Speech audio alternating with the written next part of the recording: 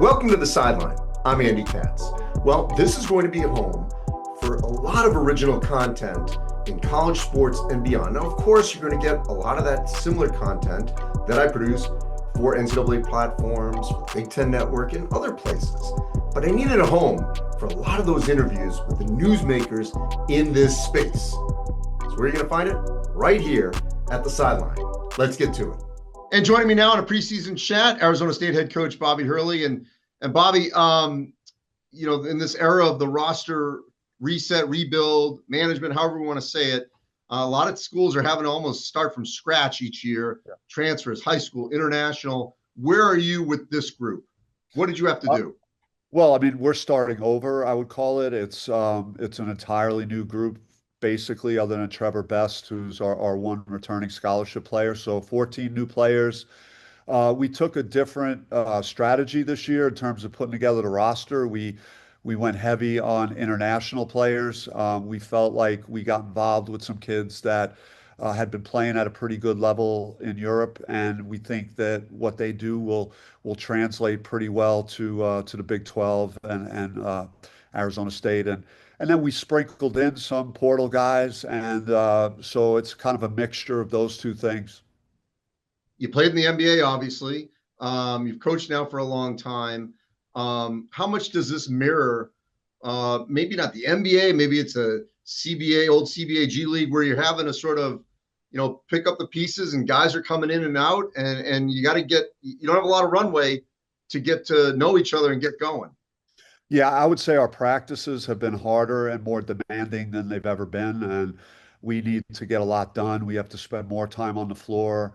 We need to find ways to connect off the floor, and that's the thing that I like about the group is they seem to really don't have big entitlement or egos, chip on their shoulder in terms of how they've been competing in practice, and then off the court, they seem to be getting along pretty well and doing things together. So I'm happy about the synergy that I'm seeing, with the group up to this point.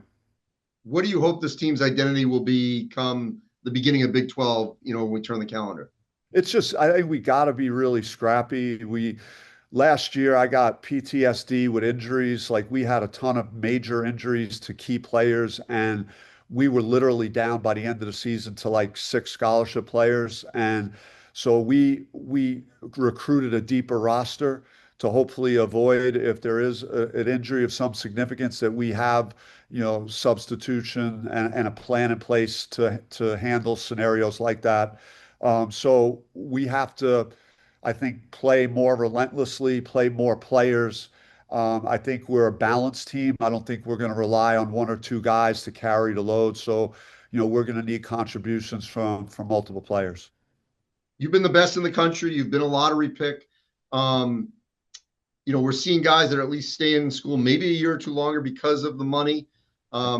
What kind of advice are you adding to this young group of guys about how hard it is and what you need to do to get to the next level, whether it's the NBA or overseas or wherever? Yeah, I mean, I watched the Suns practice yesterday, so 2 days ago. So yesterday's practice, I was reminding them of just what that practice looked like and what those type of players do to start preparing themselves. I've talked a lot about my opponents. It was my first taste of playing against Houston this year, just seeing like how hard a team like that plays. It's hard to simulate that. So anytime I don't see them going after a rebound in practice, like Houston is the first name that comes out of my mouth. So just constantly using things like that to start preparing them for what's in front of us and the difficulty of the conference like the Big 12 is. What I would say from afar, Bobby, you've done a great job of sort of riding the wave because you've had some great wins, some highs. There's been some valleys in the Valley of the Sun. How have you navigated that in your time at Arizona State? I don't know. I think I'm kind of built for it. I've had like a roller coaster ride in my life. I've had a lot of great moments playing. I've had some really low points dealing with car accident and different adversities. And so I think I'm naturally built to handle the pressures and the stress of the uncertainty with me potentially here. But I just really walk in there just appreciative every day and have a clear vision of what I want to get done with those guys and just appreciate the experience and the opportunity of coaching this team and seeing where the season takes us. And I know there's been a lot of change above you. It just feels like from the outside, I'm not there, but it seems like there's more alignment. I don't want to trash people behind, come behind you in administratively. And, obviously the football program's doing really well. Do you feel like there's much more alignment from top down at the university? I just thought that the school made a great hire with Graham Rossini. I think he's going to be fantastic. He's the right guy for this age of college athletics, just, with his background, particularly in professional sports and in business. I think he understands the obstacles and what needs to get done. I mean, there's been a lot of talk about a big renovation of Desert Financial Arena, which is a great place, a great environment to play, but it's certainly needs some work. And I think they're committed to improving, everything about the basketball program. So I'm excited to be working with Graham and Michael Crow and my bosses. And what do you think has been the most challenging part of being in the Big 12, coming over from the Pac-12? Look, I mean, there might have been a game or two in the Pac-12 where like you could get right. You could find a game that you could win and get back on track. Things could snowball fast in that league if you're hurting and there aren't many, show up and you could win that game situation. So I think the travel is one thing that we, have to work with just out of region and whatnot, and doing that as the best level we can. But just knowing like it's hard to express like until you've gone through it, what a good league it is top to bottom. So, we really, I think, did a better job of constructing the roster in terms of depth to give us a chance this year. Last couple of things, rapid fire. Yep. Number one, we have a new rule, coach's challenge. How are you going to use it?